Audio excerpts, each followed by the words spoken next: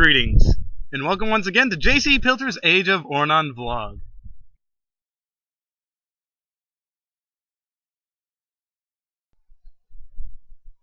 Well, it's been a while since I posted, and I decided I'd just do something really quick that I could do kind of off the cuff a little bit. And so I decided to do another knife review. I just had a birthday come up, and of course, I got knives. So I was really tickled about that. And today I'm going to talk about a knife called the GI Tanto. Let me show that to you. Right there. The GI Tanto was a knife that I was not looking to buy. I had asked for another knife. Apparently they couldn't find it on Amazon, that is the family, and so they bought me this knife because apparently a lot of throwers like it. And I wasn't sure about it, but you know, it's one of those things that I probably never would have bought on my own, and now that someone bought it for me, I'm quite pleased. Just little basics of what it actually is made out of and things. The blade length is actually 7 inches long. Handle is like 5 inches. And sorry about the wind, it might get a little noisy. I'll try to speak over it. But overall length, this thing is 12 inches. And it is made out of 1055 carbon steel. And the handle has these little, let me show that, little scales they call them on the side, made out of polypropylene. I kind of like it. The handle feels good. I can see it being a little slippery if you're wanting to use it for something other than throwing. The slippery, I think, kind of helps me when I throw it, so I'm okay with that. But I don't know how brittle these things will be. If they turn out to be really brittle, I'll let you know. But from what I hear, this blade is pretty good, and it's going to hold up under most anything. But when I got this thing, I was not so sure about it.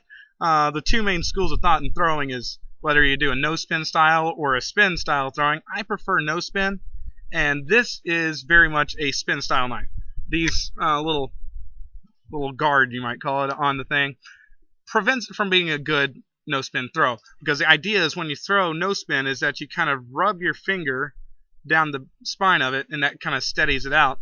But you can't rub it down the back if you got this little notch here.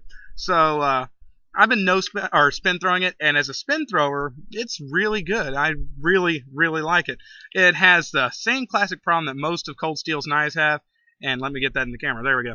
That little edge there, it's very, very sharp, which means when you blade throw it, you can't grip it like most blade throwers do, like this, because if you do that, it's going to cut your hand pretty good.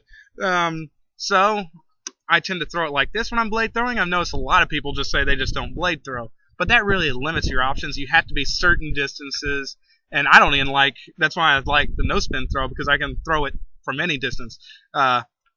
Blade throwing gives you a little more of an option, but a lot of people just say that they will only handle throw, and I think that takes a lot of the fun out of throwing.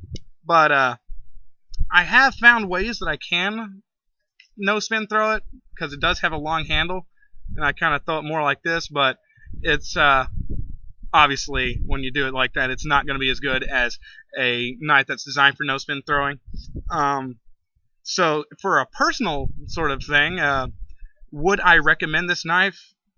It's not a bad one. It really isn't, not at all, especially if you get into a spin style. You're not going to get a Cold Steel knife that doesn't have a sharp edge. So as a Cold Steel spinning style knife, I would recommend it.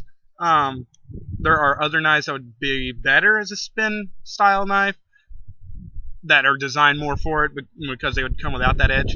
But I would recommend it. If you're looking for a good no-spin knife, I would probably pass this up. But in the end, I think this is a really good knife to have, just because not only is it, you can't be thrown well, but I think that edge does make it very useful as a tool. And I've seen some videos of guys who are using it, split wood and things like that. So it's something that can be all around pretty useful. The last thing I might just comment about this knife is the sheath that came with it. Personally, you know, I haven't done a lot of reviews on sheaths and everything. I like it. It's made out of this kind of plastic, hard plastic. I had problems with some of my first knives. They came in kind of a, well, like this material right here that the handle's made out of. The problem is if you put a knife in there, it's going to just poke right through it. I had that happen pretty quickly. So the fact that it's made out of this hard plastic, it's not going to, you know, your knife's not going to end up poking through in the end. Has a little belt thing to secure it. We also have here, you can run your belt through it, or you can actually open this thing up. Well, let me get in the camera. There we go. And snap it onto your belt. It has Velcro and a little snap there, so it'll make it pretty secure.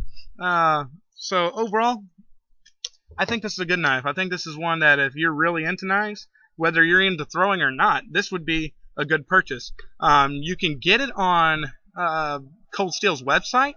It runs about $41.99, which is pricey for me. I go with Amazon when I buy knives because you can buy, well, anything a whole lot better on Amazon. And I would say get it there. It's like $25 on Amazon. A whole lot better.